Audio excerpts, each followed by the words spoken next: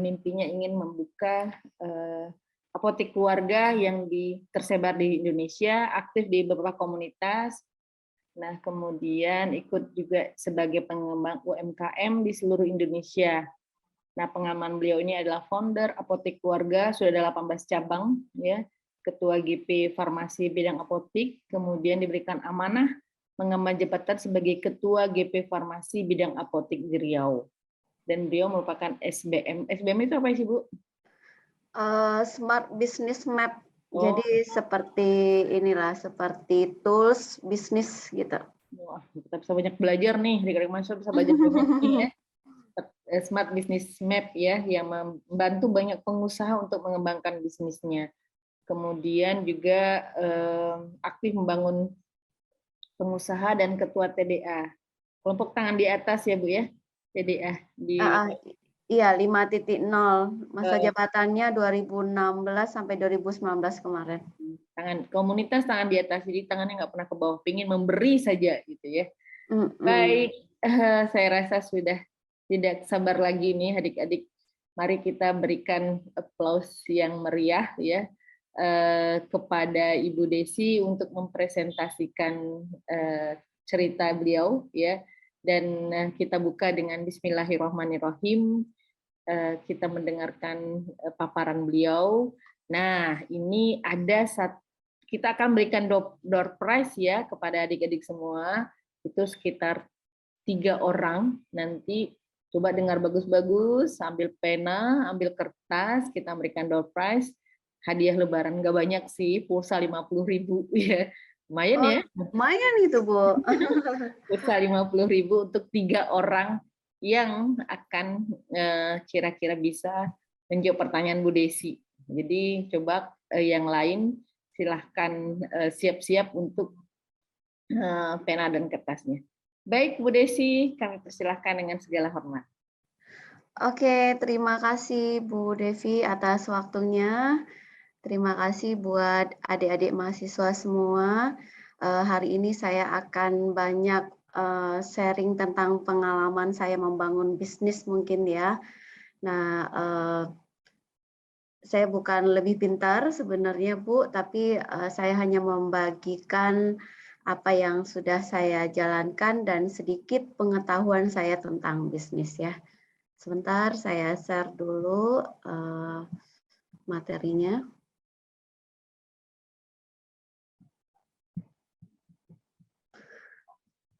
Assalamualaikum warahmatullahi wabarakatuh. Waalaikumsalam warahmatullahi wabarakatuh. Pagi ini saya akan sedikit berbagi pengetahuan saya tentang membangun semangat wirausaha di usia muda ya. Seperti yang disampaikan Bu Devi tadi ya, sudah disampaikan profil saya. Jadi bagi yang aktif di sosial media, silakan untuk follow. Ini ada Instagram saya dan Instagram Apotek Keluarga juga. Nah, kita sering berbagi tips-tips tentang bisnis gitu ya. Jadi bagi teman-teman yang memang berminat untuk berbisnis, nah kita bisa diskusi di sini ya. Bisa kadang-kadang saya juga buka untuk bertanya gitu ya. Nah, ini tadi sudah disampaikan profil saya. Nah, mungkin kita langsung masuk ke materi ya. Nah, saat ini Indonesia membutuhkan lebih dari 4 juta wirausaha baru untuk mendorong perekonomian agar menjadi negara yang maju.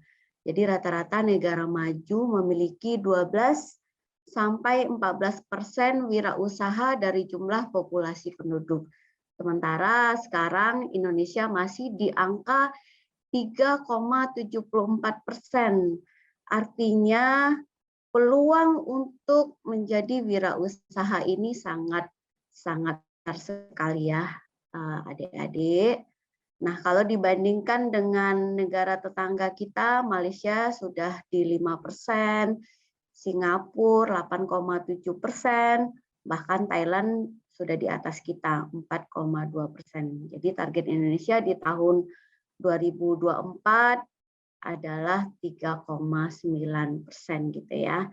Nah, ini peluang nih buat adik-adik semua, mau kemana ya nanti sehabis tamat kuliah, mau cari kerja kah, atau mau wirausaha, bahkan saat menjalani pendidikan pun bisa dibarengin dengan memulai membuka usaha gitu ya.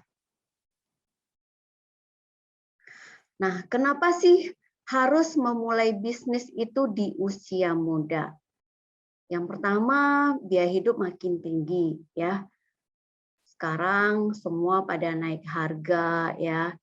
Pajak juga naik, minyak goreng naik, terus ibu-ibu juga ngeluhkan ke pasar daging naik, apa-apa naik gitu ya. Nah, kalau kita berwirausaha atau berbisnis, ya otomatis kita bisa menambah income ya, menambah penghasilan. Mungkin adik-adik sekarang dibiayai masih ya sama orang tuanya gitu ya. Tapi jika misalnya sambil kuliah adik-adik bisa dapat tambahan penghasilan, ya otomatis akan bisa membiayai hidupnya sendiri, ya bahkan bisa menabung untuk nanti membuka peluang usaha yang lebih besar gitu ya. Terus kemudian alasannya lagi persaingan ekonomi makin ketat ya. Kalau kita nggak pintar-pintar melihat peluang, maka yang akan unggul itu adalah orang yang bisa mengambil peluang dengan cepat gitu ya. Nah, di sini dituntut kita sebagai mahasiswa yang ingin berbisnis mulai dari sekarang itu mengamati di sekeliling gitu ya. Nah, mungkin kalau sekarang itu trennya kafe ini banyak banget ya. Dan targetnya adalah mahasiswa-mahasiswa gitu ya. Nah, mungkin adik-adik dari sekarang tuh udah mulai mengamati ini kafe ini kenapa rame, apa yang dia lakukan gitu ya. Terus gimana sih cara menjalankan bisnis ini tanpa ada selalu kita di usaha tersebut gitu. Terus yang ketiga lagi, lapangan kerja terbatas. Sarjana banyak ya. Persaingan untuk mendapatkan pekerjaan juga sangat ketat. Ya, karena belum banyak yang pengusaha di Indonesia, ya otomatis lapangan kerjanya juga masih terbatas gitu. Nah, kenapa kita nggak berpikir sebaliknya? Kita nanti yang akan membuka lapangan pekerjaan ya. Bisa jadi nanti teman-teman yang satu alma mater sama kita, sama-sama lulus, sama kita nanti bisa jadi akan bekerja buat kita nantinya ya. Itu tidak menutup kemungkinan jika dari sekarang adik-adik juga sudah punya mindset untuk menjadi pengusaha ya. Terus yang keempat, kemampuan pikiran itu masih segar sehingga dapat melahirkan ide kreatif dan inovatif ya. Kalau sudah di usia mendekati 50, nah itu peluangnya makin kecil. Jadi manfaatkan usia muda ini untuk mendapatkan ide-ide apa sih yang akan nanti kita lakukan ketika adik-adik nanti tamat kuliah gitu ya. Dari sekarang mungkin sudah mulai bisa dipikirkan. Dari sekarang juga adik-adik bisa membuat goals-nya ya, goals jangka pendek, goals jangka panjang. Nah, 1 tahun ke depan mau jadi apa gitu ya. Nanti 5 tahun ke depan mau di mana gitu. Kalau mau bekerja di mana, mau berkarir seperti apa gitu ya, atau mau buka usaha nanti mau buka usaha apa gitu.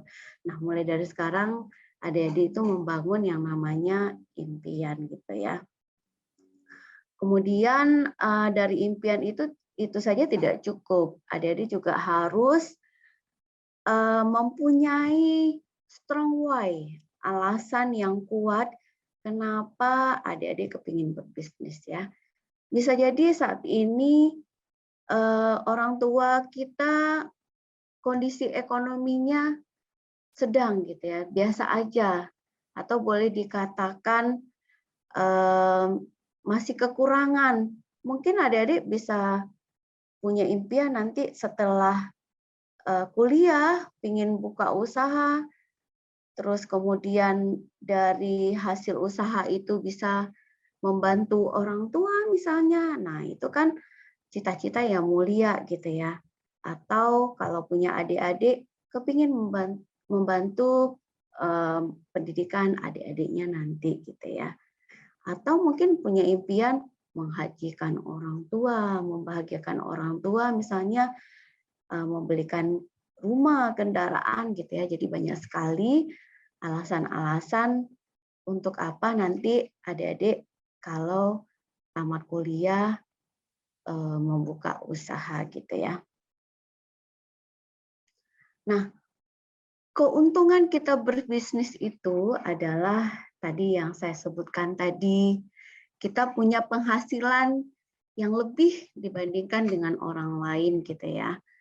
Kalau misalnya bekerja gitu ya, bekerja di perusahaan gajinya masih UMR atau 5 juta, 10 juta gitu misalnya. Kalau nanti adik-adik punya bisnis, bisa dapatkan penghasilan yang melebihi dari penghasilan ketika kita bekerja gitu. Terus kemudian dari hasil usaha tentunya kan kita mempunyai penghasilan yang lebih dari orang lain, kita bisa membantu ya, membantu orang lain. Yang dibilang sama Ibu Devi tadi, tangan di atas gitu ya. Tidak lagi tangan di bawah gitu ya. Nah, kita berpikir gimana kita mempunyai penghasilan yang banyak sehingga kita bisa membantu orang lain. Paling tidak setiap tahun kita bisa mengeluarkan zakat gitu ya. Kewajiban zakat kita adalah 2,5% dari penghasilan kita ya. Kita bisa mengeluarkan zakat. Terus kemudian kita juga punya bebas waktu. Punya bebas waktu mau kapan kita bekerja ya, tentu saja ketika usahanya sudah jalan kita bisa jalan-jalan gitu ya, tanpa ada saat ini kita berada di tempat usaha kita sudah jalan gitu. Kayak saya sekarang misalnya 18 cabang, nggak mungkin saya ada di toko terus gitu ya. Orang badan saya cuma satu, nggak mungkin saya ada di 18 toko ya. Otomatis saya akan mendelegasikan sebagian pekerjaan saya, sebagian tanggung jawab saya kepada orang yang bisa dipercaya gitu ya. Artinya apa? Artinya saya sekarang bisa bebas gitu ya, bebas waktu. Kapan mau saya ke kantor, kapan saya mau jalan-jalan, kapan saya sekarang ya bisa berbagi dengan adik-adik gitu ya, bisa mengajar. Nah, ini kan kita punya kebebasan waktu jika kita punya bisnis. Beda hal kalau misalnya kita bekerja. Kalau kita bekerja kan sudah diatur jam kerja masuknya jam sekian, istirahatnya jam sekian, pulangnya jam sekian, liburnya hanya boleh 1 minggu misalnya 1 kali gitu ya, 1 atau 2 hari gitu. 1 tahun hanya boleh cuti 12 hari kerja gitu ya. Nah, kalau kita punya bisnis, kita ngatur sendiri gitu ya. Terus kita bisa jadi bos atas usaha kita sendiri. Kita nggak perlu diatur orang, kita malah yang ngatur orang gitu ya. Nah, ini enaknya kita berbisnis.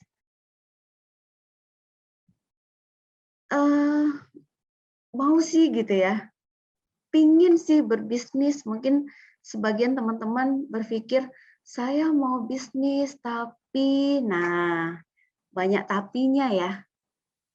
Nah, ini banyak sekali orang yang kepingin berbisnis, tidak jadi-jadi gitu ya. Tidak dibuka-buka usahanya gitu. Karena kendalanya itu masih yang pertama bingung mau usaha apa. Usaha apa ya? Usaha apotik, apotik di Pekanbaru sudah banyak ya. Saya dulu juga seperti itu. Ketika mau mulai buka usaha apotik, aduh, laku nggak ya? Apotek aja di Panam sudah banyak karena saya pertama kali bukanya di Panam. Di Apotek Keluarga 1 itu yang di depan Wisma SMR itu ya. Terus bingung ya, bingung nanti apotek yang seperti apa gitu ya. Apotek aja walaupun sama-sama apotek tapi pasti konsepnya beda-beda gitu ya. Ada apotek yang dekat dengan rumah sakit, bekerja sama dengan rumah sakit. Ada apotek yang di sana juga ada tempat prakteknya itu beda gitu ya. Beda cara ngurusnya. Terus ada apotek yang kayak saya, apotek yang tanpa ada dokter, harusnya sudah bisa berdiri sendiri, melayani customer yang punya keluhan penyakit-penyakit ringan. Ada juga apotek yang bekerja sama dengan perusahaan-perusahaan gitu ya, yang dengan klinik-klinik. Nah, itu kan beda-beda gitu ya. Untuk membuka apotek pun bingung nih, mau apotek yang seperti apa gitu ya. Apalagi mungkin adik-adik yang sekarang kuliah yang sama sekali mungkin belum bergaul dengan orang-orang pebisnis gitu. Nah, itu mungkin masih bingung, apa sih mau buka usaha, mau usaha kafe. Ah, kafe kayaknya udah banyak gitu ya. Terus kafe yang ini tutup tuh. Oh, yang ini kemarin rame banget, tapi sekarang kok nggak kedengaran lagi. Nah, mungkin ada yang seperti itu gitu. Mau bingung mau usaha apa. Terus kemudian juga banyak juga yang takut usahanya gagal, ya. Nanti kalau rugi gimana? Nanti kalau nggak ada yang beli gimana? Ya. Terus kemudian nanti kalau banyak ya, nanti kalau ya. Nah, ini yang menjadi kendala ketika seseorang kepingin membuka bisnis gitu. Terus ada lagi, ya ini banyak sekali nih. Yang poin ketiga ini, saya kepingin buka bisnis, tapi saya tidak punya modal gitu ya. Nah, ada juga nih yang seperti ini, bahkan banyak gitu. Nah, nanti mungkin saya akan bercerita bagaimana sih buka bisnis tanpa kita punya modal gitu ya. Nah, ini ada caranya gitu. Terus ada lagi kendalanya tidak didukung keluarga ya. Apalagi sekarang masih kuliah, mungkin orang tuanya bilang, "Udahlah, kamu kuliah aja dulu yang benar. Nggak usah mikir-mikir buka usaha." Ada ya seperti itu gitu ya. Nah, ini juga butuh gitu ya, butuh pembuktian dari adik-adik semua gitu ya. Kalau sebenarnya masih kuliah pun bisa gitu buka usaha gitu ya, tanpa mengabaikan kuliah. Tentu saja dengan memanfaatkan waktu ya, waktu di sela-sela kuliah gitu ya. Apalagi 2 tahun ini kuliahnya online ya. Online saya rasa teman-teman punya banyak waktu luang gitu untuk melakukan kegiatan ya salah satunya bisnis gitu. Terus ada juga yang punya kendala sewa tempat kan mahal gitu ya. Nanti nggak balik modal dong gitu. Kan kita baru-baru nggak tahu ada untung apa enggak gitu. Nah, ini juga banyak sekali teman-teman yang kepingin buka usaha tapi masih mengeluhkan ini ya kendala-kendala seperti ini. Terus merasa belum punya ilmu untuk berbisnis ya. Padahal di luar sana ya di YouTube, di grup-grup ya, grup-grup bisnis itu banyak sekali diajarkan ilmu-ilmu gratis untuk berbisnis. teman-teman tinggal cari aja. Tinggal cari di googling, di YouTube gitu ya. Banyak sekali tips-tips membangun bisnis yang dibagi-bagikan secara gratis. Nah, tinggal teman-teman memanfaatkan waktu luangnya untuk rajin ya, rajin searching, rajin membaca buku. Paling tidak teman-teman ada target gitu ya, 1 hari minimal 1 jam untuk membaca ilmu tentang minat ya. Kalau teman-teman punya minat berbisnis, ya teman-teman luangkan waktu 1 jam untuk membaca buku tentang bisnis gitu ya. Terus kalau sekarang lagi kuliah, saya kan masih kuliah, nanti ajalah dipikirin gitu ya. Kalau udah tamat kuliah mau bangun usaha atau mau bekerja gitu ya. Kalau bisa dilakukan dari sekarang, kenapa enggak ya? Nanti begitu tamat kuliah, teman-teman tidak lagi merintis dari nol lagi. Sudah tinggal melanjutkan usaha yang dibangun ketika teman-teman masih dalam pendidikan gitu. Terus ada lagi, saya kan sibuk, nggak punya banyak waktu gitu ya, nggak akan sempet tuh. Nah, itu juga banyak sekali. Padahal kalau teman-teman belajar tentang ilmu mengelola waktu atau time management, nah ini sangat-sangat bisa sekali di sela-sela waktu kuliah teman-teman juga nanti bisa buka usaha gitu ya. Nanti saya akan kasih sesi untuk tanya jawab. Jadi bagi teman-teman yang kepingin bertanya tentang bisnis, ayo kita diskusi gitu ya setelah saya kasih materi ini. Nah, ini nih yang tadi saya katakan ya, banyak sekali teman-teman yang kepingin buka bisnis tapi nggak punya modal gitu ya, nggak punya modal uang untuk buka usaha. Padahal untuk buka usaha itu nggak selalu ada uang ya. Ini banyak sekali, ada 10 ya, ada 10 modal untuk buka usaha. Malah pengalaman saya, uang itu adalah urutan yang ke-9 ya, karena waktu bangun usaha dulu tahun 2004 saya buka apotik, itu saya bukan punya uang yang banyak gitu ya.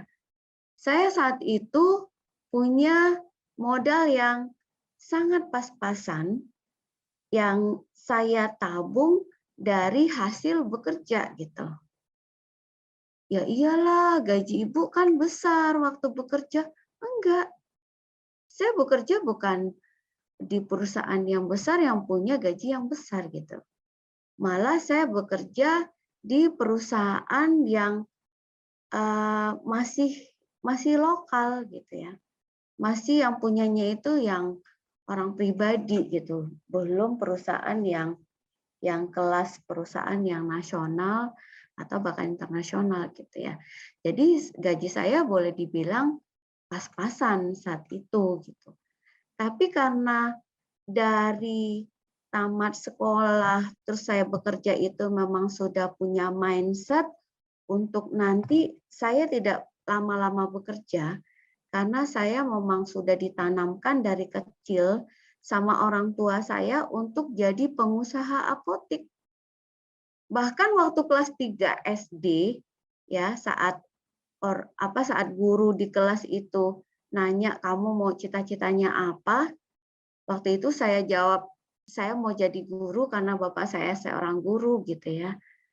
Nah, orang tua saya itu sudah mengajarkan saya untuk menjawab nanti ketika tamat sekolah itu saya ingin jadi pengusaha apotik gitu ya. Jadi itu udah ditanamkan dari saya kecil oleh orang tua saya gitu.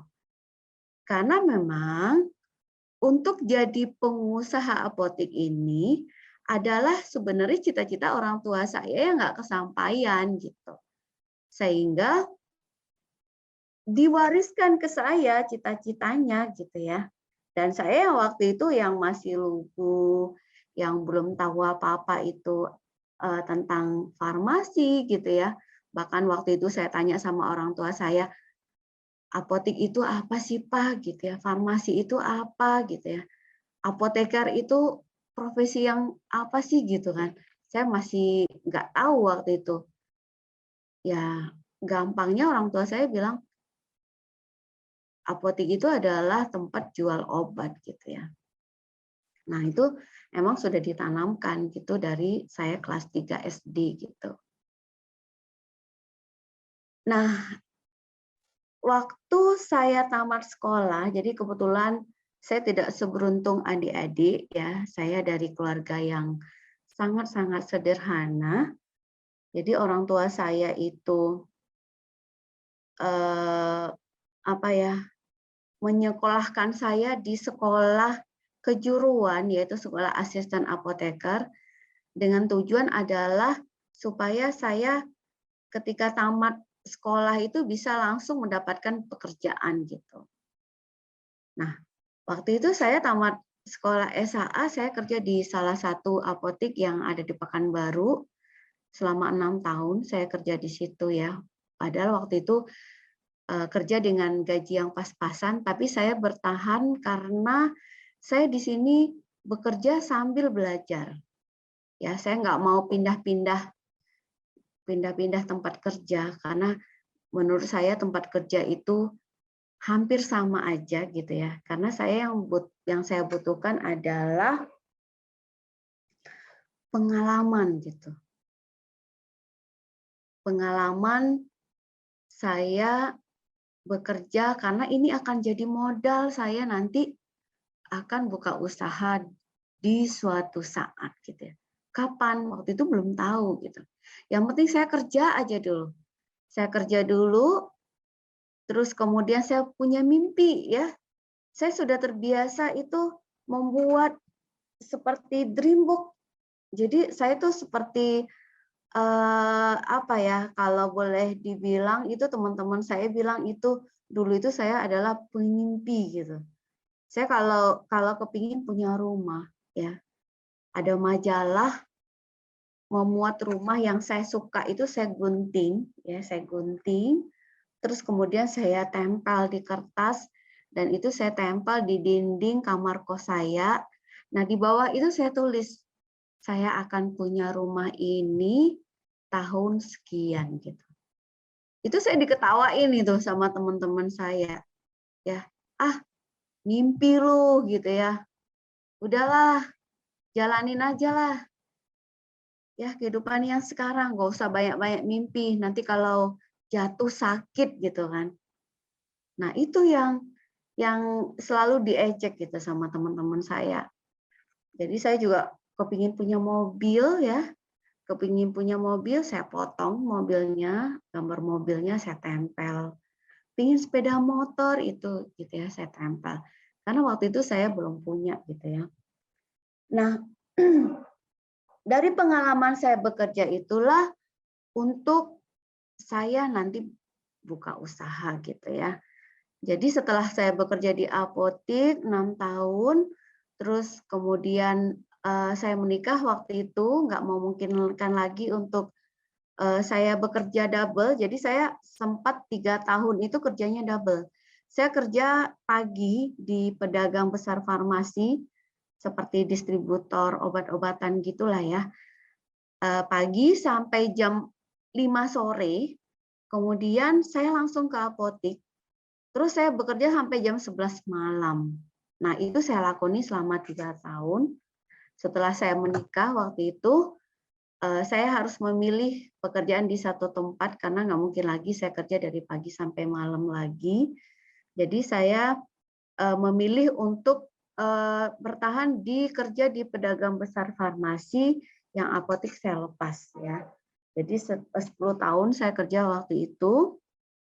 Nah, setiap bulan saya menyisihkan gitu ya, menyisihkan 10% dari gaji saya untuk tabungan nanti saya mau buka usaha gitu. Terus saya sampai berpikir gini, cukup nggak sih nanti ya untuk buka usaha gitu ya.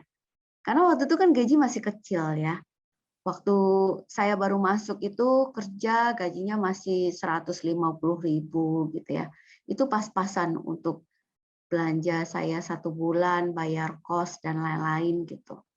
Terus meningkat gajinya, tapi saya ya walaupun meningkat waktu itu saya masih gajinya masih tergolong kecil gitu. Tapi saya yakin gitu ya, yakin kalau saya punya mimpi, ya insya Allah nanti Allah akan kabulkan gitu. Yang penting saya punya mimpi aja dulu. Terus kemudian saya ikhtiar dengan cara menabung. Saya tabung 10% dari gaji saya. Kalau dihitung-hitung secara kalkulasi dunia, itu untuk saya mendapatkan modal buka usaha, ya itu nggak akan mencukupi waktu itu gitu ya. Tapi saya yakin Allah itu maha kaya, Allah itu maha penolong, dan Allah itu seperti yang kita pikirkan gitu ya. Allah itu akan, maksudnya kita ini seperti apa yang kita pikirkan. Kalau kita nanti berpikir besar, kita berpikir kita akan jadi pengusaha, Allah itu akan kabulkan gitu. Jadi adik-adik jangan takut bermimpi ya. Jangan takut bermimpi dan jangan pernah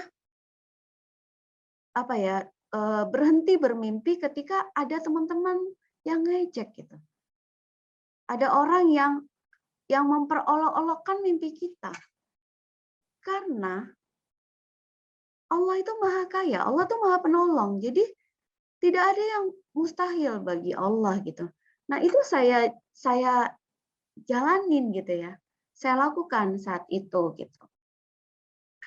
Nah, di saat teman-teman saya yang lain ya waktu itu, saya kan bekerja kalau shift pagi itu jam 8 pagi sampai jam 3 sore ya. Terus kemudian jam 3 sore sampai jam 10 malam itu kan itu waktunya kosong gitu ya. Kalau saya masuk siang itu shiftnya jam 3 siang sampai jam 10 malam. Dari pagi itu jam 3 itu waktunya kosong. Nah, saya manfaatkan waktu itu ya untuk menambah ilmu. Jadi saat itu saya nambah pengetahuan les komputer, les bahasa Inggris gitu ya. Kemudian les ini apa yang menjadi hobi saya waktu itu, saya kepingin les jahit gitu.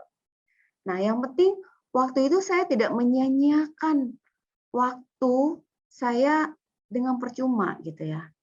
Karena memang alhamdulillahnya saya dari kecil itu, karena mungkin berasal dari keluarga yang sangat sederhana, terus kemudian ibu saya juga membantu perekonomian keluarga dengan menerima bordiran gitu ya, jahitan bordiran, sehingga dari kecil itu saya memang sudah dilatih untuk selalu membantu orang tua gitu ya.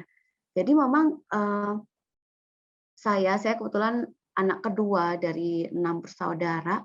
Saya dan adik-adik itu memang tidak dikasih kesempatan untuk leyeh-leyeh gitu ya, untuk bahkan sekedar untuk tidur siang gitu, karena memang waktu kita itu sudah diatur gitu ya, pagi sekolah, pulang sekolah, ngaji, pulang ngaji, bantu orang tua masak gitu ya. Terus kemudian malam belajar, ada waktu luang lagi kita itu ya solder yang bordiran orang tua gitu ya. Terus hari libur bukannya kita pergi main, tapi kita bekerja gitu ya. Jadi sudah terlatih gitu. Jadi waktu yang menurut saya itu luang, itu saya manfaatkan benar-benar gitu ya. Jadi tidak ada kata leh-leh, malas-malasan dalam hidup saya gitu ya. Nah, dari situ, dari saya menambah ilmu itulah makanya saya dapat bekerja di pedagang besar farmasi karena waktu itu saya sudah bisa komputer gitu ya. Kalau dulu kan komputer itu barang yang masih wah gitu ya. Kalau sekarang di mana-mana teman-teman pasti rata-rata sudah punya laptop gitu ya. Nah, itu yang pengalaman saya gitu. Nah, dari pengalaman itulah yang nanti akan jadi modal untuk saya buka usaha gitu ya.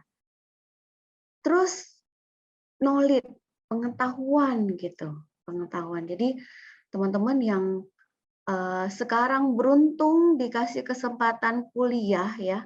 Kalau saya baru kuliah itu baru tahun 2017 kemarin. Ketika saya sudah buka usaha, terus usaha saya sudah mulai bisa ditinggal. Nah, makanya saya kepingin kuliah. Karena orang tua saya waktu sebelum meninggal, orang tua saya meninggal 2018. Saya pernah tanya ya sama orang tua saya, apa cita-cita papa, waktu itu tinggal papa saya, mama saya udah duluan meninggal. Apa cita-cita papa yang belum kesampaian ke saya? Jadi beliau bilang, saya kepingin ngelihat kamu jadi sarjana, karena adik-adik kamu semua sarjana, kamu yang enggak gitu. Nah akhirnya saya, ya udah kalau gitu saya kuliah. Tahun 2017 kemarin baru saya kuliah, bolak-balik dari Pekanbaru ke Bandung. Saya kebetulan kuliahnya di Bandung, jadi setiap minggu saya ke Bandung gitu ya. Nah, teman-teman yang punya kesempatan untuk kuliah, manfaatkan waktu kuliah ini untuk memang menambah pengetahuan gitu ya. Memang mencari ilmu.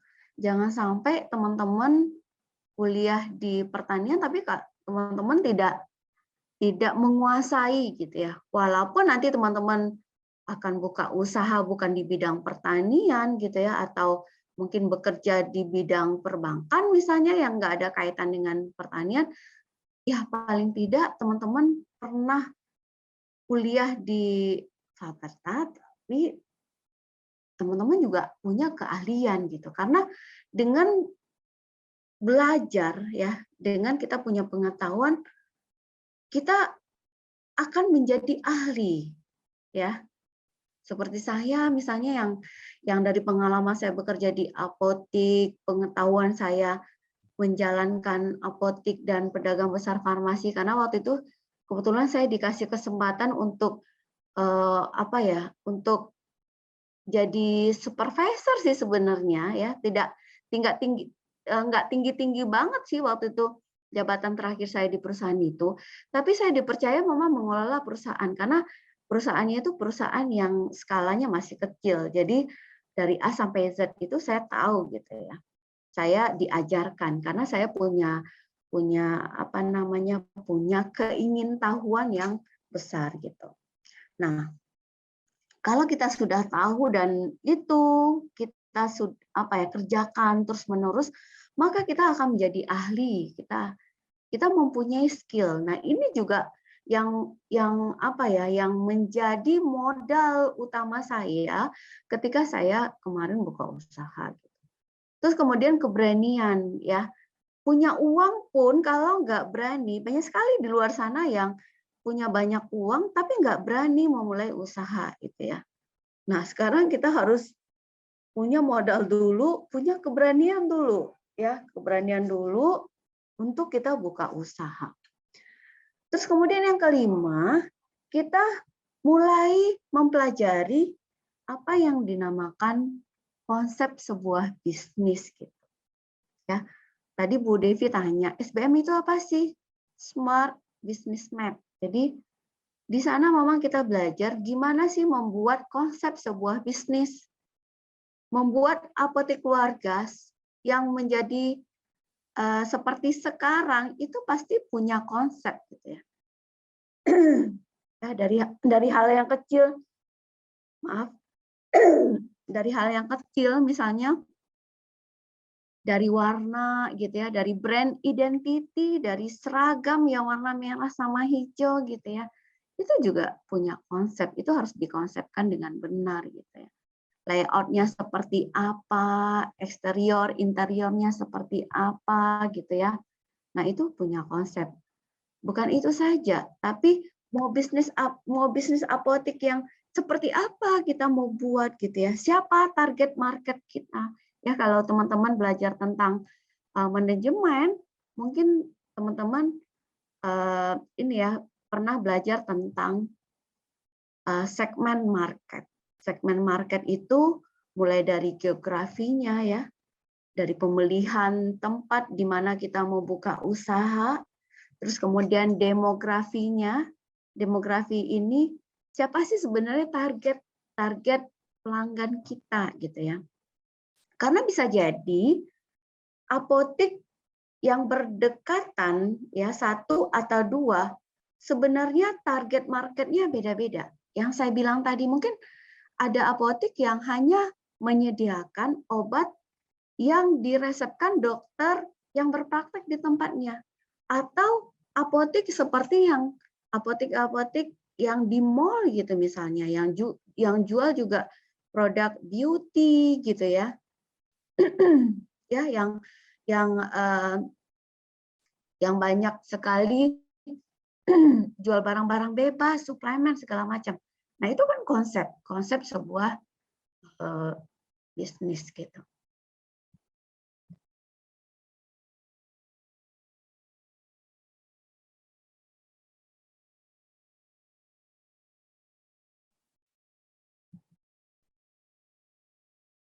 Sebentar.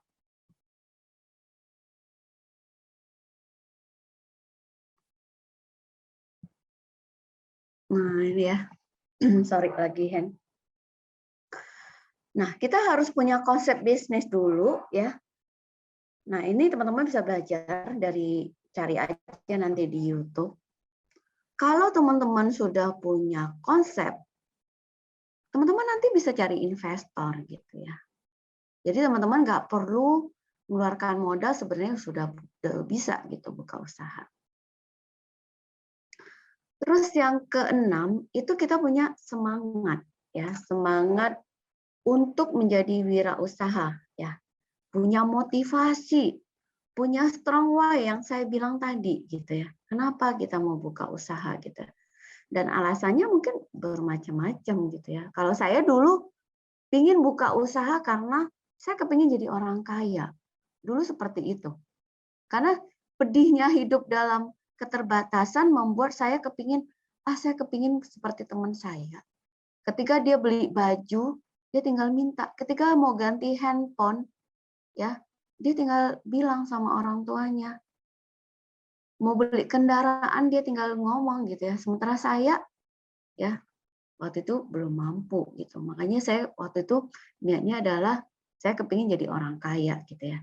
Nah tentu saja niat itu beriring dengan usaha saya yang sudah jalan, beriring dengan pengetahuan saya tentang ilmu agama, ya sudah mulai bergeser gitu ya. Bukan hanya lagi tentang bagaimana kita mencari uang, tapi lebih banyak sekarang tujuannya adalah untuk kemanusiaan gitu ya. Saya kepingin membantu banyak orang, saya kepingin buka rumah tahfiz, saya kepingin punya rumah yatim, saya kepingin bangun masjid, kepingin bangun sekolah gitu ya.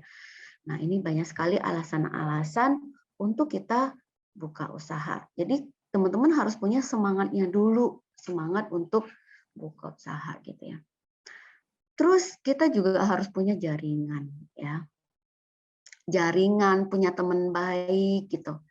Makanya perlu sekali kita menjaga attitude, menjaga trust orang lain kepada kita. Karena itu adalah modal ya. Modal nanti ketika kita buka usaha. Kita harus punya bank data. Bank data itu siapa-siapa aja sih yang nanti kita bisa prospek ya, bukan hanya prospek untuk multi level marketing, bukan hanya itu aja gitu ya. Tapi kita menjaga hubungan dengan banyak orang yang mana tahu nanti orang tersebut adalah calon pelanggan kita, mana tahu salah satu dari mereka adalah investornya kita atau mereka jadi mitra berbisnisnya kita nanti gitu ya. Makanya perlu sekali teman-teman menjaga yang namanya attitude ya. Terus teman-teman juga menjalin silaturahmi dengan banyak orang, ya.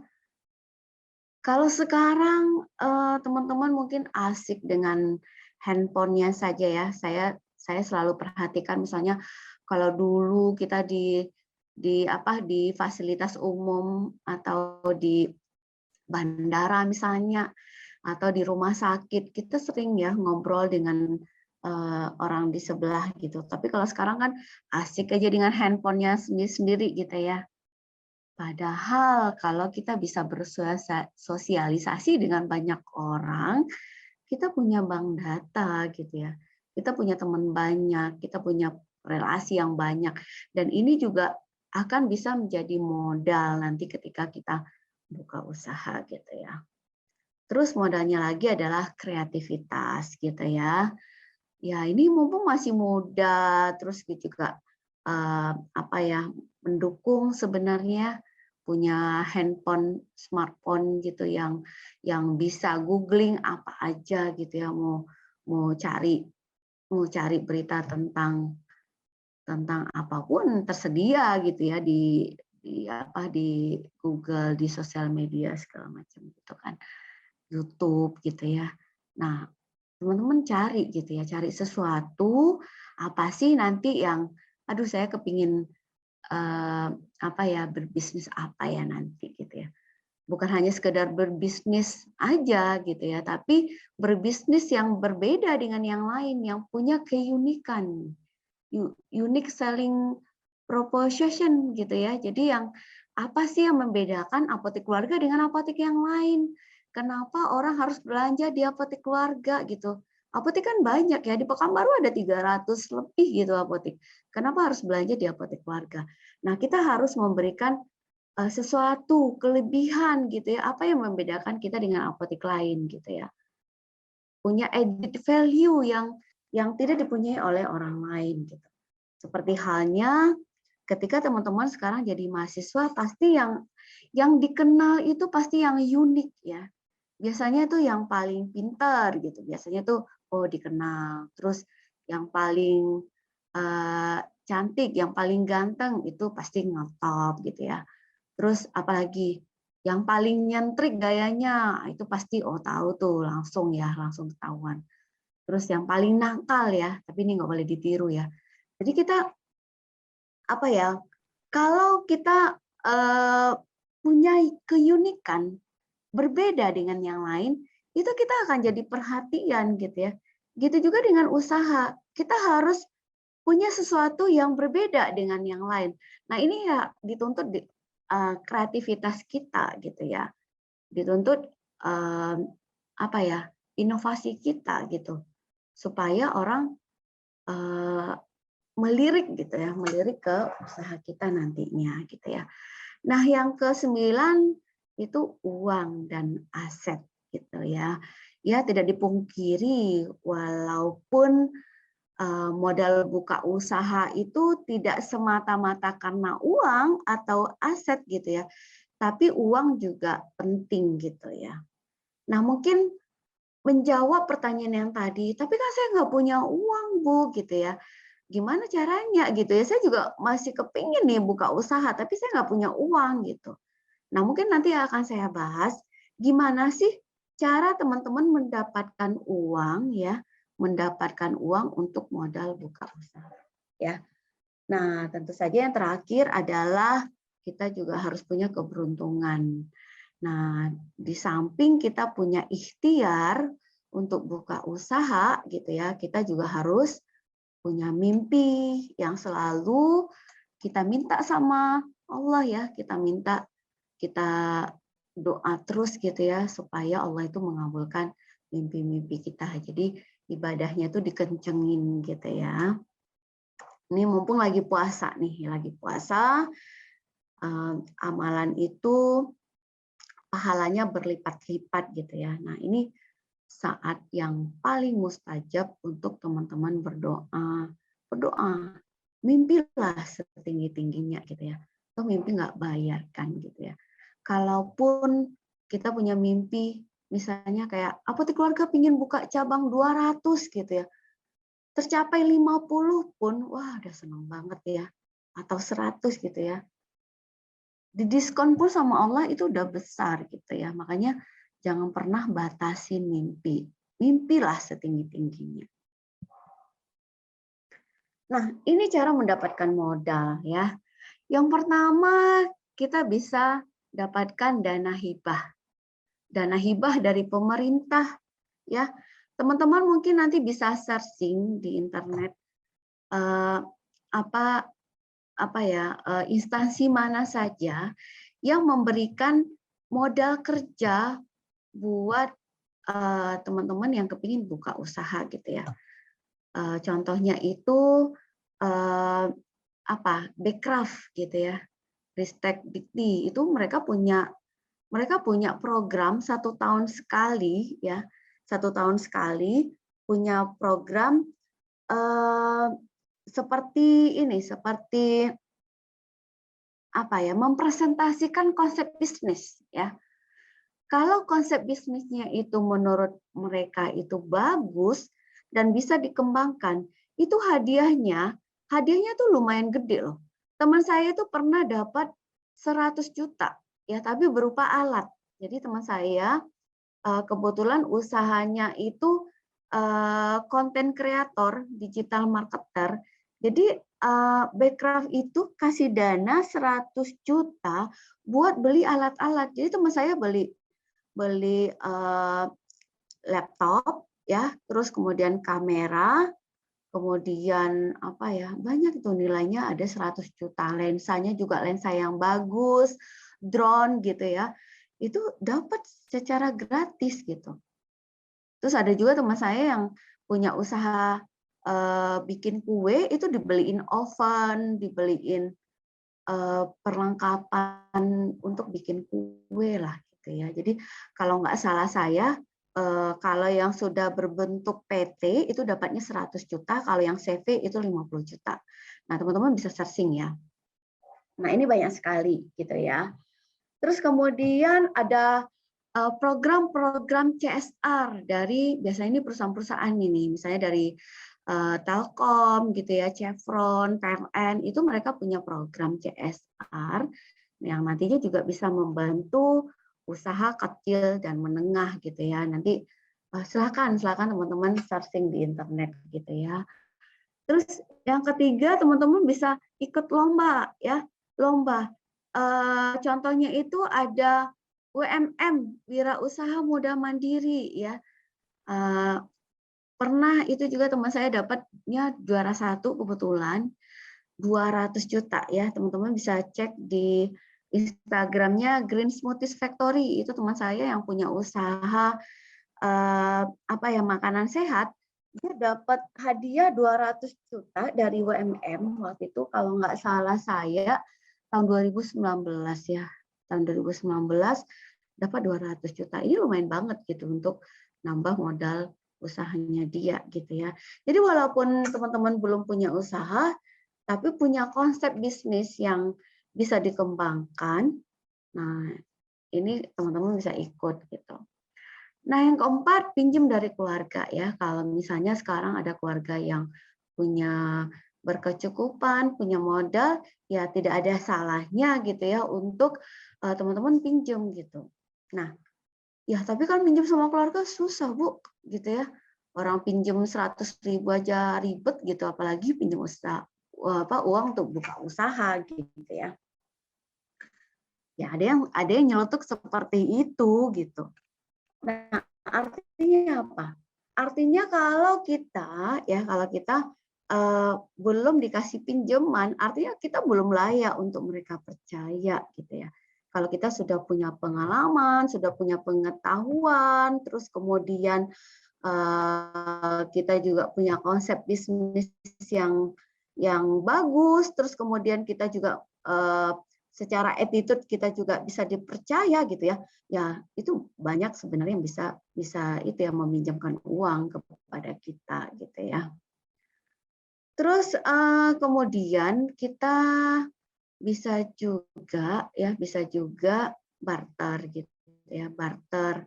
Misalnya teman-teman punya tenaga gitu ya, punya tenaga, tapi teman-teman nggak punya ini, nggak punya modal gitu.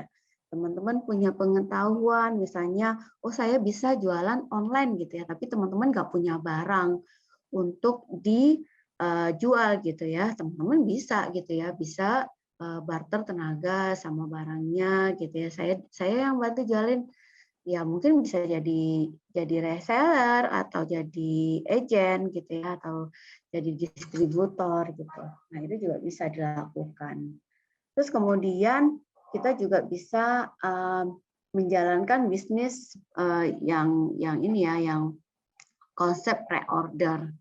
Nah pre-order itu misalnya teman-teman punya ini ya, punya minat untuk berbisnis hijab misalnya. Mungkin teman-teman butuh produksi satu hijab aja dulu ya. Ketika hijabnya sudah diproduksi satu, terus kemudian difoto yang bagus, posting di sosial media, terus teman-teman bilang ini saya jual dengan harga sekian, tapi caranya pre-order, akan dikasih barangnya misalnya 1 minggu lagi gitu misalnya. Tapi kan orangnya sudah bayar ya.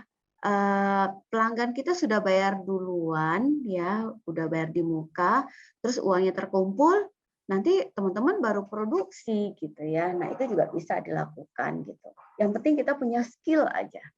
Kita punya pengalaman gitu yang kita bisa jadikan modal untuk kita bisa dipercaya sama orang lain gitu ya. Terus yang ketujuh adalah kita mendapatkan modal bisa dari angel investor gitu ya. Nah, banyak sekali orang di luar sana yang punya uang tapi nggak tahu uangnya dibuat kemana gitu, mau buka usaha takut gitu ya. Nah, kenapa tidak kerjasama aja sama teman-teman yang punya konsep bisnis yang bisa menjalankan, atau mungkin teman-teman sudah pengalaman sambil kuliah kerja gitu ya, sekarang kepingin buka usaha sendiri gitu ya. Dari pengalaman itu mungkin bisa ditawarkan kepada angel investor, yuk kita kerjasama gitu ya untuk buka usaha ini, nanti hasilnya kita bagi dua. Nah itu juga bisa dilakukan gitu ya. Jadi untuk sukses itu kita kenali 3 hal ya, diri kita ya. Jadi kalau memungkinkan, kalau boleh, kita buka usaha itu sesuai dengan hobi kita, passion-nya kita itu apa. Karena kalau kita melakukan sesuatu usaha itu sesuai hobi, itu capeknya nggak terasa, terus kita juga menyenangkan dalam melakukan usaha tersebut gitu ya. Maka kita kenalin dulu diri kita ya. Kita mau kemana gitu ya, hobi kita apa, bakat kita di mana gitu ya. Nanti setelah kuliah kita mau ngapain, ini kenalin diri kita dulu gitu ya. Terus setelah kita kenalin, kita harus tahu dulu kita mau lakukan apa sih gitu ya. Nah, kita harus banyak belajar. Dan bagaimana sih cara melakukannya itu? Ya, itu tadi, balik lagi yang tadi ya. Usahakan 1 jam kita baca buku, ya kita buka-buka YouTube itu yang berkaitan dengan minat usaha yang akan kita buka gitu ya. Terus kemudian kita harus banyak bertanya ya. Kita tunjuk 1 orang mentor gitu. Kalau kita misalnya, saya kepingin punya usaha fashion tapi yang seperti ibu itu gitu ya, ibu Ani gitu misalnya. Ya udah kita belajar gitu. Kita kepoin sosial medianya dia gitu ya. Apa sih yang dilakukan Ibu Ani ini di usahanya? Nah, itu insya Allah nanti teman-teman akan dapat gitu ya, dapat ide, dapat jalan gitu ya. Nah, ini yang paling penting ya, kita kenalin 3 hal gitu. Nah, mungkin itu saja yang dapat saya sampaikan gitu ya. Saya jika masih ada waktu nanti Ibu Devi ya, mungkin saya akan buka sesi tanya jawab. Jika ada teman-teman yang kepingin bertanya soal bisnis, saya akan coba bantu jawab. Jika sekarang juga nggak ini ya, belum ada, belum kepikiran nih mau nanya apa, nanti teman-teman bisa follow Instagram saya, nanti teman-teman bisa DM ke saya juga kalau ada yang kepingin nanya-nanya gitu ya. Udah itu saja, terima kasih kesempatannya, mudah-mudahan apa yang saya sampaikan tadi bermanfaat buat adik-adik semua. Lebih kurang saya minta maaf. Assalamualaikum warahmatullahi wabarakatuh. Waalaikumsalam warahmatullahi wabarakatuh. Waduh, keren banget nih Ibu perjalanan bisnisnya, dan itu masuk satu mata kuliah nih dari awal sampai akhir gitu ya. Mulai dari mengenal passion diri, kemudian sampai strategi marketing. Kalau di marketing nanti di pertemuan yang kedua biasanya itu. Jadi ada beberapa yang belum masuk materi itu. Tapi nggak apa-apa, saya pikir ini cukup menarik sekali. Menariknya kenapa? Karena memang Ibu sudah menjalani gitu ya. Saya catatan saya juga mungkin lebih banyak gitu ya daripada Mas. Jadi saya juga ikut belajar nih Bu, bagaimana apa namanya. Saya konsepnya sekarang suka banyak, tapi ya konsep itu murah, yang mahal itu adalah pelaksanaannya gitu ya. Kadang sering sering itu apa ya, pingin buat ini, pinginnya banyak, tapi waktu saya itu memang yang memang terbatas. Ya kemarin sempat atau saya mundur aja jadi dosen, saya pingin ini ya masih apa ya enggak juga masih sih, ragu-ragu ya Bu. ada jalan terangnya. Baik, terima kasih Bu Desi. Iya, makasih Bu. Kita buka sesi tanya jawab, kita masih punya banyak waktu. Ya silahkan kalau yang mau bertanya boleh di raise hand. Ini sudah berapa ya? Sudah 61 orang yang bergabung. Silahkan raise hand, kemudian kalau tidak mau raise hand dan menanyakan langsung atau melalui chat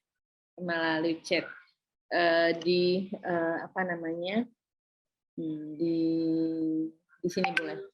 Silahkan yang mau bertanya.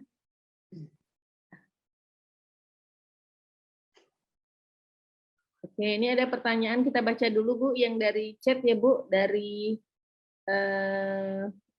Fikri Aidil Mulia. Assalamualaikum warahmatullahi wabarakatuh. Waalaikumsalam. Perkenalkan saya Fikri Aidil Mulia, angkatan 2000 nih Bu. Angkatan 2000 baru semester berapa nih berarti? Semester 3. Semester 3 ya. Dari agroteknologi C, ingin bertanya kepada Ibu Desi, menurut Ibu lebih baik memulai usaha dulu walaupun belum berhasil dan harus mencoba lagi gitu ya, tetapi resiko gagalnya masih besar, atau meningkatkan value ilmu dan pengetahuan terlebih dahulu mengenai wirausaha baru memulai usaha. Jadi mungkin pertanyaan, apakah kita mau test the water, coba-coba dulu Bu, atau cari ilmu dulu sebanyak-banyaknya mengenai baru memulai usaha baru. Alasannya kenapa dan kelebihan serta kekurangan setiap pilihan itu apa ya Bu? Terima kasih. Mungkin itu masih ragu nih Bu, apa belajar dulu sampai 100% baru mulai usaha, atau coba aja dulu gagal nanti coba lagi, atau seperti itu. Silakan Bu sambil menunggu yang lain. Dari Aidil. Ya, makasih Fikri Aidil Mulia. Nah ini pertanyaan yang sangat-sangat bagus sekali ya. Yang mana sih duluan Bu ya?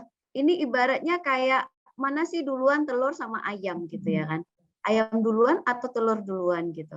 Nah sebenarnya menambah ilmu pengetahuan terlebih dahulu itu juga bagus ya. Ibaratnya kalaupun gagal, nggak gagal-gagal banget gitu. Karena kita juga punya modal ya, sedikit modal gitu ya. Tapi kalau kita punya ilmu ya, karena ilmu itu nggak cukup kan Bu. Kita kan disarankan itu kan menuntut ilmu terus ya dari baru lahir sampai ke liang lahat, itu waktunya kita menuntut ilmu terus gitu ya. Karena semakin kita tuntut ilmu itu semakin kurang kita merasa Bu gitu ya. Nah kalau misalnya Fikri sudah mulai merasa cukup ilmu yang ada sekarang untuk buka usaha, ya udah buka aja, langsung buka. Karena banyak sekali orang yang udah cukup ilmu karena kehati-hatian, nanti gini, nanti gitu, mikirkan resiko terus, usahanya nggak buka-buka, Bu, gitu ya. Jadi kalau, kayaknya sih pengetahuan saya ini cukup nih untuk kita membuka usaha ini, ya mungkin mulai dulu dari usaha yang resikonya tidak terlalu besar, kalaupun jatuh gitu ya. Nah, ketika sambil jalankan usaha, kita terus belajar. Saya sampai sekarang juga sampai saat ini terus belajar. Karena ilmu itu kan berkembang terus ya. Apalagi sekarang di dunia digital gini kan, ini perubahannya bukan lagi per bulan, per hari gitu ya, malah per detik gitu ya. Jadi kita harus upgrade terus gitu. Nah, ini bisa dimulai. Kalaupun gagal, kita anggap itu adalah uang belajar. Ya, yang kemarin saya gagal itu adalah uang belajar saya, karena dari pengalaman itu nggak mungkin dong kita gagal di apa yang sama gitu ya, di lubang yang sama gitu. Nah, kita anggap itu uang belajar. Jadi kalau sudah sedikit ilmu, udah mulai aja langsung. Ya, gitu ya, Fikri. Atau ada mau bertanya lagi, Fikri?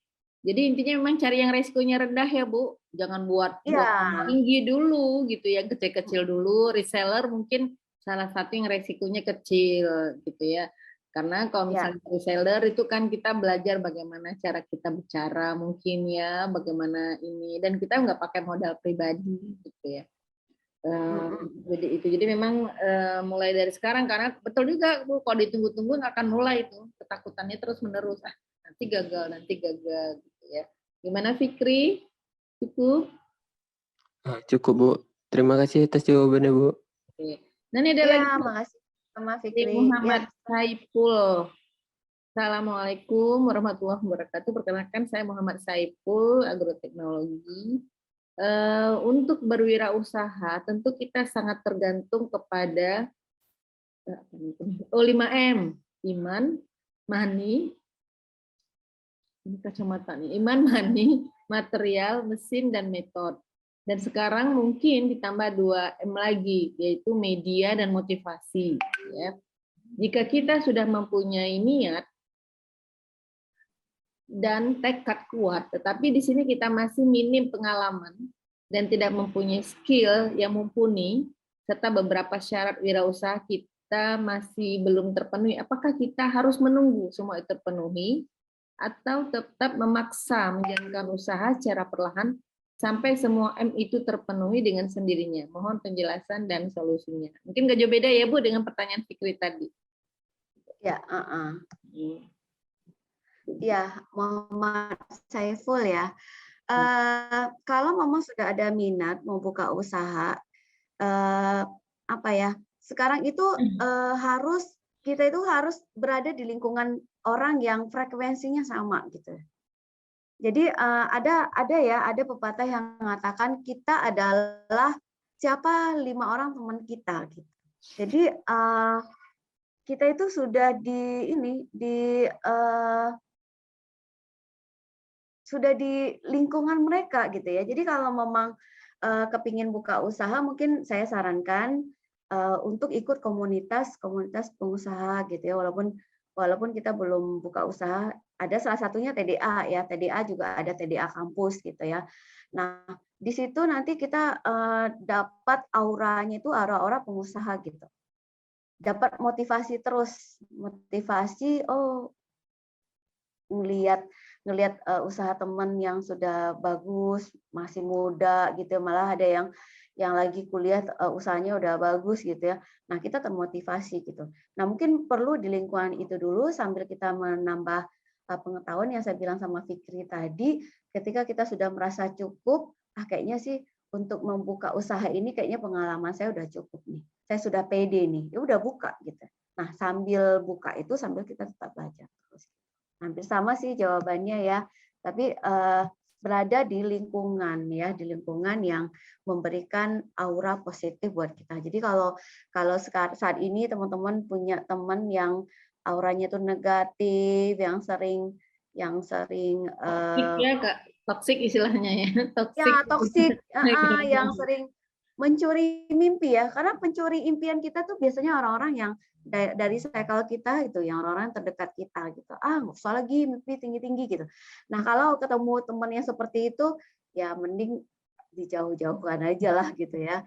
Lebih bagus kita berada di lingkungan-lingkungan yang positif, yang memang support kita untuk lebih maju gitu. Iya, jadi ini juga ya, apa namanya, istilah dulu ada teman saya mengatakan kuota gagal gitu ya. Jadi dalam diri kita itu memang ada kuota berhasil dan kuota gagal gitu. Nggak mungkin setiap orang kita itu ada berhasil semua kan Bu ya. Ada kuota gagal. Jadi habiskan aja kuota gagal. Karena kalau kita nanti gagal, nanti rugi, nanti ini. Jadi gagal yang ada dalam tubuh kita itu tidak akan keluar gitu. Jadi ya nikmati setiap kegagalan, karena setiap kegagalan juga akan ada keberhasilan. Silahkan kalau yang mau bertanya, kalau mau raise hand juga boleh. Silahkan yang mau raise hand, yang mau angkat tangan, silahkan. Ya. Nah, ini Muhammad Saiful yang tadi, Bu. Muhammad? Saiful yang tadi, Bu. Ya, silahkan Muhammad Saiful. Jadi kan inti pertanyaan saya itu, kita apakah harus menunggu semua itu terpenuhi dahulu, apa kita mulai aja langsung gitu, Bu. Berarti kalau jawab Bu tadi kita ya lebih baik menunggu dulu sampai pengalaman kita penuh gitu ya, Bu. Enggak, karena kan ukuran penuh apa enggak masing-masing orang itu kan beda-beda ya. Ya kan? Misalnya kan saya merasa sudah full ilmu tentang apotek itu dengan orang lain kan beda-beda gitu. Kalau saya kan dulu saya rasa untuk buka apotek yang skalanya kecil saya sudah bisa gitu ya. Tapi untuk buka cabang yang sampai 18, saya kan harus nambah ilmu lagi gitu. Nah, artinya apa? Artinya cukup atau tidak cukup itu kan relatif gitu ya, Saiful. Jadi kalau Saiful merasa, kayaknya sih untuk buka usaha yang ini ilmu saya sudah cukup, ya udah silakan gitu, lanjut aja dibuka gitu. Tapi kalau Saiful merasa kayaknya saya mesti belajar lagi lah tentang ini baru saya buka. Tapi kita harus punya target ya. Kita harus punya target, jangan sampai kita hanya rencana-rencana, belajar-belajar, tapi nggak pernah diimplementasikan ilmunya gitu. Karena kita nggak mulai-mulai gitu ya. Usaha itu ketika kita sudah mulai kan. Nah, itu sih yang paling penting. Jadi misalnya gini, misalnya untuk membuka satu usaha, misalnya apa nih mau buka kafe, saya kepingin tahu dulu gitu ya, tahu dulu tentang barista gitu ya. Nah, udah belajar ya kan, udah belajar tentang itu. Terus apalagi saya kepingin tahu dulu lah tentang mengelola SDM, ya udah belajar. Tahu dulu lah tentang mengelola keuangan, udah belajar. Ketika sudah belajar kan kita harus punya media untuk mengimplementasikan ilmu kita tadi. Makanya kita harus segera buka gitu. Harus punya target sih. Jadi misalnya untuk belajar itu saya butuh waktu 1 tahun. Tapi setelah 1 tahun itu ketika kita sudah belajar, ya udah kita buka gitu. Jangan sampai kita belajar itu nggak ada batas gitu ya. Nggak ada batas sehingga kita nggak buka-buka terus gitu. Nah, orang lain nanti akan buka duluan gitu ya.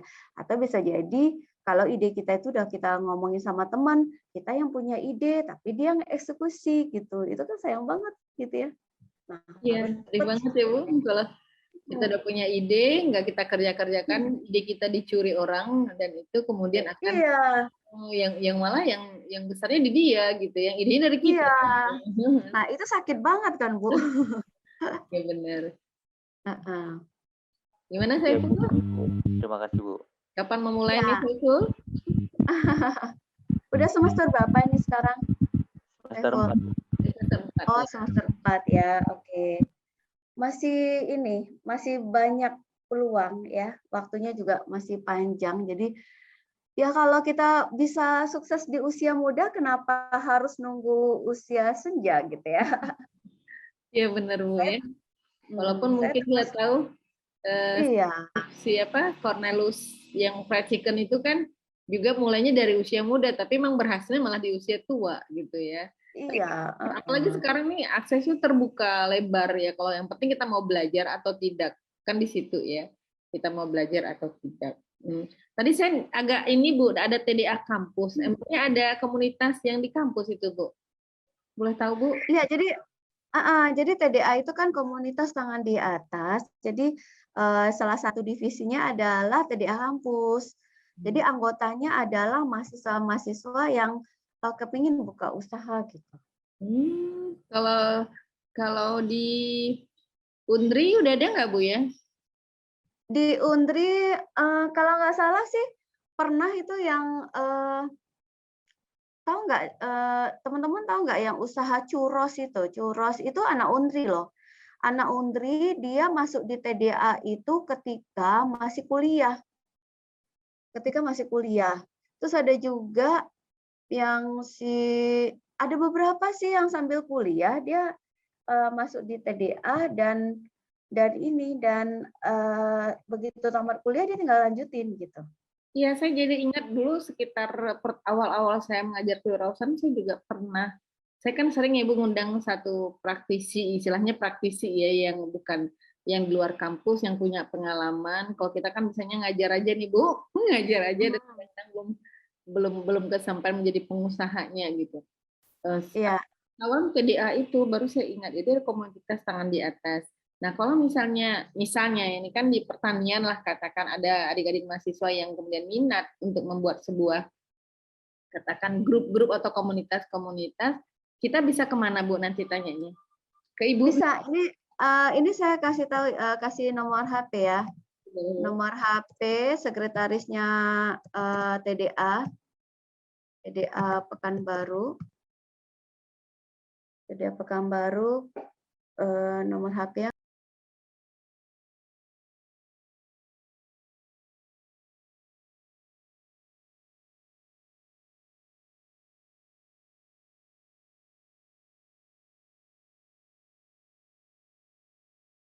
Nah, itu saya udah ada di kolom chat ya. Nanti teman-teman bisa tanya ke dia, itu TDA kampus siapa pengurusnya, nanti silakan daftar. Silakan daftar di situ. Salah satu dosen di Undri juga anggota TDA, dosen kalau nggak salah sih di mana ya, Fakultas Manajemen, itu yang si Zura. Oh, yang bisnis kue gitu ya, Bu, yang kalau nggak salah ya? Iya, Zura. Ya, nanti bisa mungkin ya kalau memang pihak Undri berminat untuk mengkoordinasi, nanti bisa undang ketua TDA-nya ke kampus. Nanti bisa bisa ngobrol banyak tentang TDA di situ. Nanti teman-teman bisa sebenarnya. Ini bagus sekali loh sebenarnya. Ketuanya siapa, Bu? Ketuanya sekarang Rizky Martabak Juragan.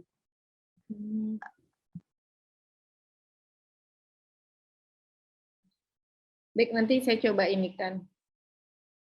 saya coba komunikasikan, mana tahu ada yang berminat untuk komunitas. Nah, soalnya gini, Bu, kaitannya juga sebenarnya kalau informasi Dikti itu juga memberikan dana untuk PKM, namanya program kreativitas mahasiswa di bidang kewirausahaan. Ada hibah-hibah juga, tapi nggak besar ya, masih sekitar 12 jutaan satu orang. Tapi ya memang kadang-kadang ya itu mahasiswa ini, apalagi kami di pertanian itu kan banyak praktikumnya ya, Bu. Jadi kadang-kadang anak itu sudah lelah hayati, nanam di belakang, ada kecapean gitu ya. Jadi kadang-kadang ada yang semangat, ada juga ada yang mungkin ketidakmampu membagi waktu gitu. Sehingga untuk sekarang ini saya melihat agak nggak gitu banyak gitu yang melakukan usulan-usulan proposal tentang kewirausahaan. Tapi mungkin kalau ada komunitas jadinya semangat. Saya juga sebenarnya kan udah mulai corona nih kan, pandemi udah mulai down. Dengar ini jadi semangat lagi gitu ya, semangat lagi. Nah, di Dikti sendiri kita ada 3 yang ditanya, Bu, setelah tamat. Apakah bekerja, apakah dia melanjutkan studi, atau apakah dia berwirausaha gitu loh. Nah, 3 ini menjadi indikator lulusan kita itu. Jadi untuk tahun 2020 tuh nggak gitu banyak karena mungkin kondisi pandemik ya, nggak gitu banyak yang berminat di wirausaha. Padahal itu kan kesempatan pandemik ini, ada orang yang makin kaya ya, Bu, ada yang makin susah kan, Bu, gitu di corona gitu. Iya, mungkin karena ini kali, Bu, karena bingung mulainya dari mana gitu. Ya mungkin teman-teman mungkin ada yang berminat gitu ya Bu, tapi mungkin bingung mulainya gimana ya gitu ya. Karena kalau Ristek Dikti itu kan harus presentasikan proposal bisnis gitu kan Bu. Ya, iya benar. Nah itu kan harus belajar dulu. Nah di TDA kita belajar itu gimana membuat konsep sebuah bisnis gitu. Nanti teman-teman bisa belajar sih sebenarnya di TDA gitu ya. Ke depan juga kalau misalnya ada peluang seperti itu, ikut aja. 12 juta kan lumayan ya Bu ya. Ya, lumayan Banget itu buat mahasiswa gitu. Mungkin untuk bisnis online gitu atau bisnis yang fashion itu ada juga yang anak Untri banyak juga yang bisnisnya hijab gitu kan ada juga ya kan Bu. Iya, yang ini juga ada kemarin yang hijab yang model apa dari Jepang itu yang banyak perintilan itu habis itu dicelup nanti dijemur. Saya lupa namanya. Itu pernah juga menang. Iya, dimotivasi aja Bu anak-anak biar ikut. Iya. Oke, silakan kalau ada yang ingin bertanya lagi, saya berikan kesempatan lagi. Waktu kita masih ada nih. 11.39 kita sampai 12 lah kira-kira. Silahkan kalau ada yang ini ration juga boleh kalau misalnya agak-agak males nulis di sini. Terus nanti kita masuk ke door prize ya Bu ya? Iya, boleh. Bu, oh ada yang nanya lagi Bu. Ini Ilham Permana Putra dari AGT 220, nah semester 4 ingin bertanya, saya sudah memiliki usaha hidroponik Bu. Wah mantap nih. Desa Pantai Raja Kampar. Namun, ya kompetitor di sana adalah para petani konvensional yang relatif lebih murah dibandingkan produk hidroponik saya. Dan Ilham juga sudah mencoba memasarkan produk di sosial media. Namun belum ada perubahan yang signifikan. Nah, Ilham udah punya usaha Bu yang hidroponik Bu, namun masih bersaing dengan yang konvensional yang harganya jauh lebih murah ya. Belum ada perubahan. Pertanyaannya bagaimana cara meningkatkan suatu brand produk kita agar bisa berkembang, dan apakah ada Bu khususnya di Riau organisasi yang mewadahi mahasiswa dan beberapa sana. Kita ada ini tadi ya. Silakan Bu. Ya, Ilham hidroponik saya juga tanam ya di rumah gitu ya. Senang gitu ngelihat sayuran gitu seger, senang aja. Kapan mau dimasak udah tersedia gitu. Nah, semakin banyak usaha semakin banyak suatu usaha itu dimiliki oleh orang gitu ya, pasti akan bersaingnya cukup ketat gitu ya. Nah, sebenarnya persaingan ini yang membuat kita selalu termotivasi gitu untuk kita berpikir lebih kreatif lagi, lebih inovatif lagi gitu. Ini sebenarnya untuk merangsang kita berpikir lebih kreatif gitu ya. Jadi ya ini bukan sesuatu yang tidak bagus, ini malah bagus gitu. Nah, ketika kita sudah punya pesaing yang kuat gitu ya, apalagi ini di harga gitu ya. Yang saya bilang tadi di suatu usaha itu kita harus punya USP. USP itu unique selling proposition. Jadi bisa jadi keunggulan orang tersebut di harga, ya kan. Terus ada lagi yang saya nggak mau mainlah di harga karena kalau kita banting-banting harga itu marginnya dapatnya kecil, untung kita jadinya kecil, kayaknya kita capek, lelah aja gitu, nggak dapat apa-apa gitu. Maka kita nggak usah main di harga, kita masuk USP yang kedua yaitu di kualitas. Ya bisa jadi kita nanti hidroponik saya kualitasnya lebih bagus loh gitu ya. Atau bisa jadi dari pelayanan gitu ya. Coba kita bandingkan antara pesawat Garuda sama pesawat Lion ya. Lion Air walaupun dia delay terus ya, harga tiketnya murah, tapi orang nggak kapok-kapok kan naik Lion Air ya. Orang tetap naik gitu. Tetap naik Lion walaupun hari ini dia ngomel, dia delay-nya berjam-jam, tapi besok dia naik Lion Air lagi. Karena apa?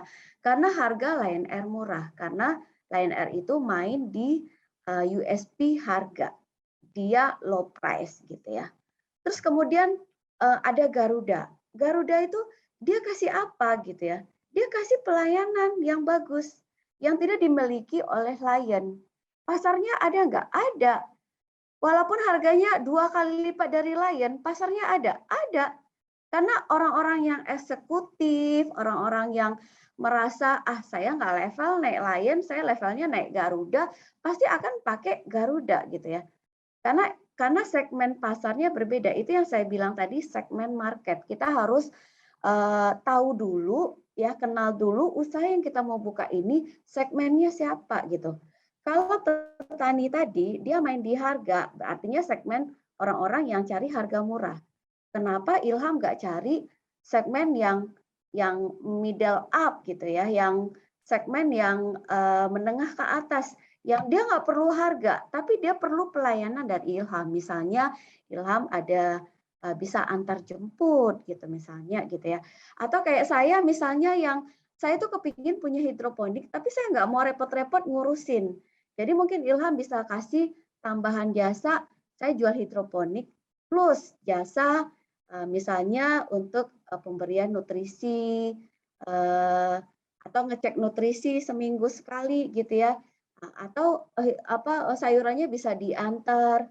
Kalau misalnya kalau busuk gitu bisa saya ganti, ada garansinya 1 minggu busuk saya ganti yang baru. Itu kan added value ya, nilai tambah yang kita tambahkan ke dalam bisnis kita yang membuat orang itu walaupun Ilham mahal, saya mau ke Ilham aja lah, anaknya ramah. Saya kalau saya panggil responnya cepat ya. Saya kalau ada masalah apa-apa saya dibantu. Hidroponik saya bocor dia langsung datang, nutrisi saya habis dia langsung antar. Sayuran saya yang enggak tubuhnya enggak bagus dia ganti sama yang baru, itu kan added value yang Ilham kasih gitu ya. Dan itu mungkin kalau dengan harga yang murah orang lain tidak bisa lakukan karena harganya aja udah murah gitu ya. Minta lagi pelayanan yang bagus itu tidak masuk akal gitu ya. Jadi ada harga yang harus dibayar gitu. Jadi tergantung sih kita mau main di mana. Mau main di harga kah? Artinya kalau main di harga kita siap untuk perang harga. Kita harus cari HPP-nya murah, cari bahan-bahan yang kita butuhkan tuh dengan modal terendah gitu sehingga kita bisa bersaing gitu. Tapi kalau kita kualitas, ya udah apa yang kira-kira nih yang tidak dilakukan oleh petani hidroponik itu saya bisa lakukan gitu ya. Atau bisa jadi saya bisa kasih edukasi tentang sayuran atau bisa jadi Ilham nanti bisa ngajarin mereka untuk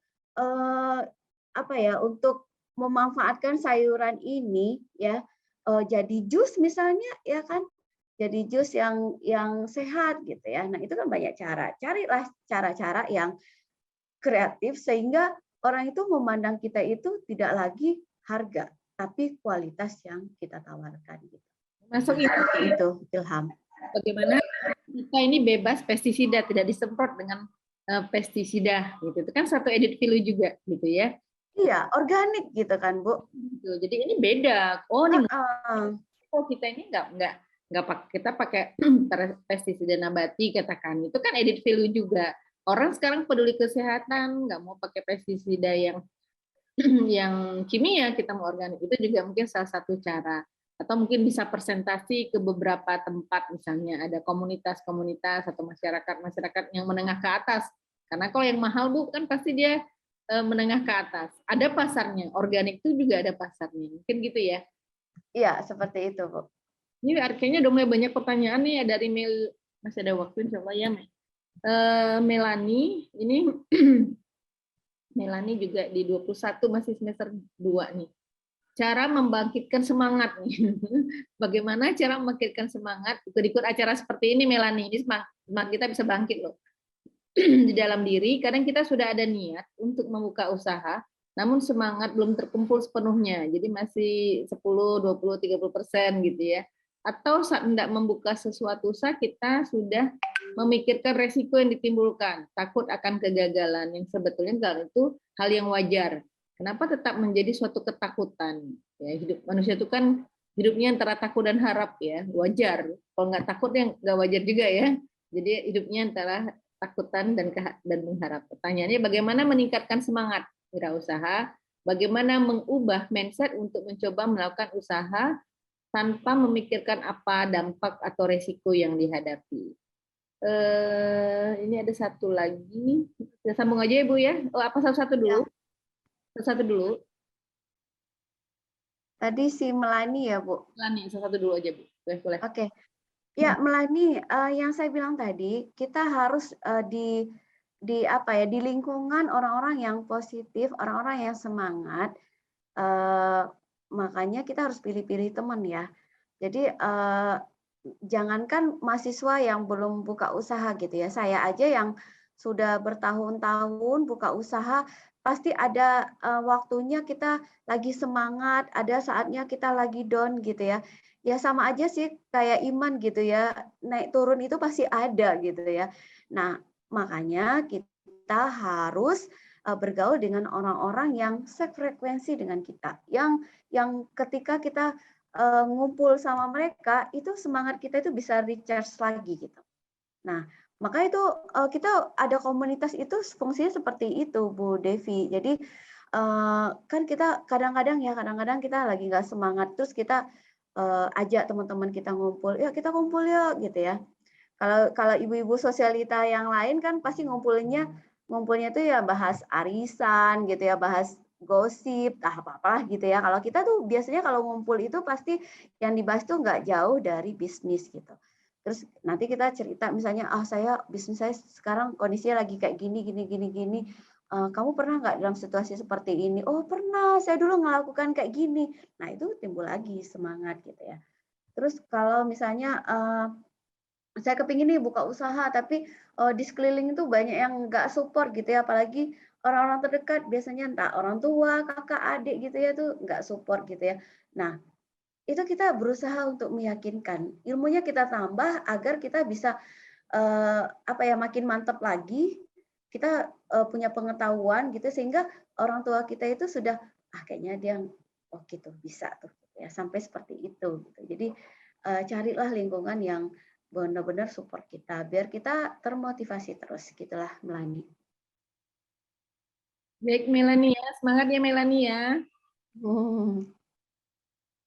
Baik, semangat. Ini terakhir kayaknya ya, sudah 11.50 ya. Dari Fikri Aidil. Ini tadi yang pertama ya, Fikri. Dalam berusaha seberapa penting mencari mitra usaha? Apakah ada kriteria khusus dalam kita memilih mitra usaha tersebut, Bu? Mungkin juga bisa dijelaskan berdasarkan pengalaman Ibu. Mitra, ya teman. Iya. Mitra usaha itu sebenarnya kalau kita bisa sendiri sih lebih enak sendiri ya, karena kalau pakai mitra itu kan kita menggabungkan dua kepala ya, dua pemikiran jadi satu gitu. Nah ini butuh effort yang lumayan juga ya. Jadi kita juga harus punya goals yang sama gitu ya. Jangan sampai ibaratnya kan seperti mitra itu kayak gini ya. Kita itu bawa mobil 2 orang, tapi tujuannya beda. Yang satu kepinginnya ke Dumai, tapi yang satunya kepinginnya ke Bangkinang gitu ya. Nah itu kan bingung gitu mau kemana gitu ya. Nah nyamain dulu tujuannya itu udah sama belum? Tujuannya udah sama belum? Frekuensinya udah sama belum gitu ya? Terus resikonya udah ditanggung sama-sama gitu. Nah kalau memang sudah seperti itu udah go ahead. Tapi kalau kayaknya belum ada titik temu, saya sarankan nggak usah dulu gitu, nggak usah bermitra dengan orang yang tidak satu tujuan sama kita, tidak goals-nya tidak sama gitu. Itu banyak sekali kita temukan yang yang kongsinya jadi pecah gitu gara-gara itu, jadinya berantem gitu kan. Nah disarankan yang sama frekuensinya dan banyak juga sebenarnya yang kongsi itu juga awet ya, sama-sama tumbuh, sama-sama bagus gitu ya. Banyak juga yang seperti itu asal goals-nya sama gitu. Nah, yang paling penting itu kalau kita bekerja sama dengan orang itu resikonya itu sama-sama ditanggung, resiko rugi sama-sama ditanggung, resiko untung sama-sama dibagi. Nah, kata-kata investor ini banyak yang salah paham ya. investor itu apa ya, banyak sekali di luar sana itu yang investor tuh nggak mau rugi. Jadi dia mau untung aja. Ketika dia rugi, dia tuh nuntut untuk dibayar gitu. Padahal konsep investor itu adalah sama-sama untung kita bagi, sama-sama rugi kita tanggung risikonya bersama. Nah, kalau yang minjemin itu minjemin namanya. Itu sama kayak itu ya, kayak ya apa bedanya kita pinjam ke bank gitu ya. Mau rugi, mau untung, ya uang saya dikembalikan. Tapi kalau investor itu beda. Sama-sama nanggung resiko, rugi sama-sama, untung sama-sama gitu. Nah, ini betul-betul benar-benar dikaji dulu ya. Dikaji dulu, jangan bermitra sama sembarangan, asalkan mereka itu kasih modal kerja, kita go ahead gitu, jangan. Karena kalau tidak sefrekuensi itu bahaya gitu, malah akan nambah pemikiran kita. Kira-kira seperti itu, Fikri. Kalau coach itu penting ya Bu, kalau coach sama teman itu penting ya, mentor itu penting ya, mentor sama mitra. Penting. Kalau mitra kan mitra kita berbisnis ya Bu. Kalau mentor sama coach itu kan yang membimbing kita ya. Nah, di TDA itu banyak sekali loh yang senior-senior yang bisa diajak untuk apa ya, tarik pengalaman gitu ya, pengalaman dia seperti apa. Karena kalau dulu kita belum punya mentor gitu kan, kita jalankan aja dulu, terus kemudian kita try error-nya kita sendiri gitu ya. Tapi kalau kita sudah ada mentor, itu paling tidak kita itu kesalahan-kesalahan yang dilakukan oleh mentor kita dulu tuh kita nggak jalankan gitu. Jadi kita lebih memperkecil resiko dan memperpendek waktu untuk kita bisa lebih maju gitu. Ya intinya saya dapat berada dalam posisi Anda gitu ya. Jadi jangan buat kayak gini gitu ya. Jadi bisa sebenarnya kalau nanti saya banyak batuk-batuk kan kalau misalnya nanti anak-anak pertanian ini kan kita di lingkungan Fakultas Pertanian ya, terutama di agroteknologi misalnya ada beberapa teman kita kumpulkan, kita minta atau kita nanti bekerja sama dengan TDA untuk membina mereka sebagai coach, boleh kan ya Bu ya? Bisa, biasanya bisa sih, tinggal disampaikan ke pengurusnya aja. Biasanya bisa, itu insya Allah bisa. Kalaupun nggak offline, bisa online juga. Iya, baik, makasih Bu. Saya boleh nanya nggak ya Bu? Ya silakan Bu Devi. Masa saya memberikan kesempatan saya nggak nanya. Ada nggak pernah satu kondisi di mana Ibu mengalami titik balik gitu ya, titik nadir, oh saya nih apa ya, satu kondisi di mana paling rendah ya sebenarnya, sehingga mengalami suatu lompatan yang besar dalam pengalaman karir Ibu di wirausaha dan apa yang Ibu lakukan gitu. Oh, misalnya pernah gagal atau mengalami satu kondisi yang nggak pas lah, yang tidak dikehendaki. Pernah waktu itu tahun 2009 ya.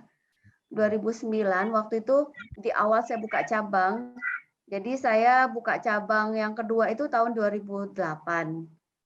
2008 waktu awal-awal saya buka cabang, saya mengalami kondisi yang cash flow-nya tidak lancar karena keterbatasan pengetahuan saya tentang pengelolaan, tentang manajemen keuangan gitu.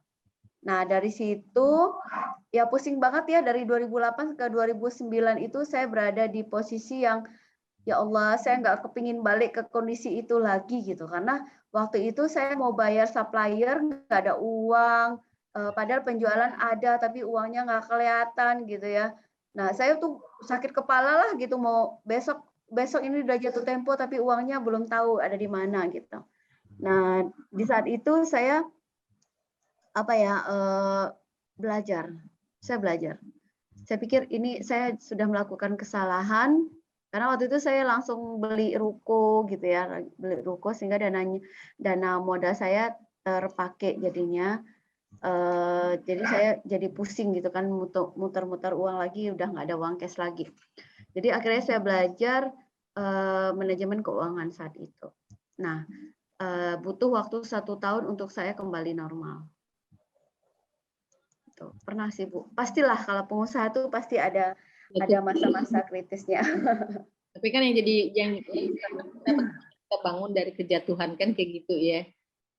Iya. Yang penting kita tahu, Bu. Kita tahu masalah kita di mana dan kita tahu solusinya gitu. Masalah itu kan ketika kita punya sesuatu hal yang tidak tahu jalan keluar kan, Bu.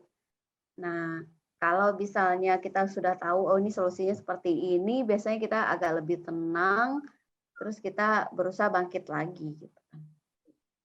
Wah, ini masih ada satu pertanyaan lagi nih terakhir ya. Satu lagi. Satu lagi ya. Saya ingin bertanya kepada Ibu, pada membuka usaha, masalah yang sering kita temui itu dana. Bagaimana kita menentukan dana kita, dan yang kita butuhkan sudah siap untuk usaha dan hasil dari usaha kita atau keuntungan tidak menutupi modal. Ini sebenarnya hampir sama dengan saya tadi ya pertanyaannya. Bagaimana pengalaman Ibu menyelesaikan masa, dan ketika kita buka cabang tidak bisa mengurusnya semuanya, kita membutuhkan orang untuk membantu kita lagi. Bagaimana kita bisa memberikan kepercayaan. Oh, ini manajemennya. Apa namanya itu? SDM ya, SDM ya Bu ya. Ini terakhir ya. Adik-adik ini pertanyaan terakhir, kita udah jam 12-an. Ya, silakan Bu. Ya, kalau waktu saya buka usaha dulu kan dananya terbatas, jadi saya memang memanfaatkan jaringan atau koneksi yang saya punya, sehingga waktu itu saya dikasih kredit langsung. Jadi saya beli barang, saya bayarnya 45 hari ke depan gitu. Jadi saya ibaratnya kayak saya tuh dagang itu kayak pinjem barang orang, jadi orang yang modalin gitu. Tapi tentu saja itu perlu manajemen ini ya, inventory manajemennya juga harus ini ya. Jadi barang yang kita pesan itu harus segera cepat habis karena kan uangnya untuk segera bayar hutang ini gitu kan. Hutang yang kita sudah ambil barangnya duluan gitu. Nah, banyak faktor sih sebenarnya ya. Tergantung bisnis apa yang kita mau buka gitu. Kalau bisnisnya retail kayak apotik itu pasti lebih utamanya itu availability sama inventory manajemen yang perlu kita kuatkan gitu. Tapi kalau misalnya kayak kuliner itu pasti yang kita butuhkan itu cara menghitung HPP-nya gimana sih? Misalnya kita jual bakso misalnya, kita harus hitung gitu bahan-bahannya berapa, modalnya berapa, terus kita harus jual berapa. Terus jangan sampai ada yang screen catch itu barang-barang yang rusak gitu kan. Misalnya tepung itu misalnya cara mengayaknya itu nggak bagus sehingga banyak yang terbuang gitu di debu-debunya itu ya. Padahal kalau kita bikin tempatnya yang kedap gitu kan itu bisa mengurangin ini ya, ngurangin yang terbuang gitu kan. Nah, seperti itu sih. Jadi benar-benar kita pelajari bisnis yang kita mau buka itu apa, dan dari situ kita bisa kalkulasikan biaya yang kita butuhkan untuk buka usaha itu berapa gitu. Misalnya kayak warung bakso itu target kita misalnya satu hari itu berapa mangkok gitu ya, berapa mangkok misalnya satu hari itu 50 mangkok, satu mangkoknya 15.000, berarti satu hari berarti kita harus terjual itu 750.000 gitu ya. Nah, 750.000 itu kita ini aja bahannya kira-kira butuh berapa? Katakanlah untuk beli bahannya kita butuh misalnya 400.000 gitu ya. Tapi kita harus sewa ruko kan? Atau enggak usah sewa ruko deh, sewa kios gitu. Kiosnya itu sewanya berapa? Oh, sewa kios itu bisa per bulan. Per bulannya itu misalnya 1 juta. Berarti kita butuh 1 juta. Terus tadi untuk beli bahan 400.000. Berarti kita butuh 1.400.000 nih. Terus apa lagi nih? Mangkok. Mangkoknya kita kalau target kita 50 sehari, berarti kita harus beli 50 mangkok gitu ya. Nah, itu berapa? Terus kompornya lagi, terus gerobaknya lagi. Oh, kayaknya kita kalau untuk bikin bakso kayaknya butuh dana 15 juta misalnya. Nah, kayak gitu. Jadi dikalkulasikan dulu nih kira-kira apa yang kita butuhkan, terus berapa RAB-nya, rancangan anggaran biayanya berapa. Terus tadi ya, kalau semua cabang itu pasti kita butuh orang yang bisa ngurus gitu ya. Nah, itu kita mulai meng-hire orang. Kita mulai rekrut orang yang kira-kira mirip sama kita. Kita itu nilai-nilai inti di diri kita itu apa? Yang pertama, kita tuh harus jujur gitu ya. Berarti kita harus rekrut orang yang jujur dong, ya kan? Nah, gimana sih cara rekrut orang jujur gitu ya? Nah, itu ada caranya gitu ya. Mungkin nggak bisa kita bahas di sini ya. Terus kita kepingin orang yang apa ya, yang kreatif gitu. Orang yang kreatif tuh ciri-cirinya gimana sih gitu ya. Nah, itu ada cara-caranya. Nah, kita juga belajar gimana sih cara merekrut orang yang sesuai dengan yang kita mau. Kalau dia ngelola suatu apotik, berarti dia sebagai store manager dong. Nah, klarifikasi manajer ini orangnya seperti apa gitu. Terus kita butuh nanti orang accounting. Orang accounting ini seperti apa? Ya pastinya orang yang betah duduk di depan komputer, orang yang tidak banyak ngomong gitu ya. Kalau orang marketing yang kita butuhkan, ya pastinya orang yang nggak bisa diam kalau sudah diajak ngobrol gitu ya. Nah itu ada ketentuannya sih.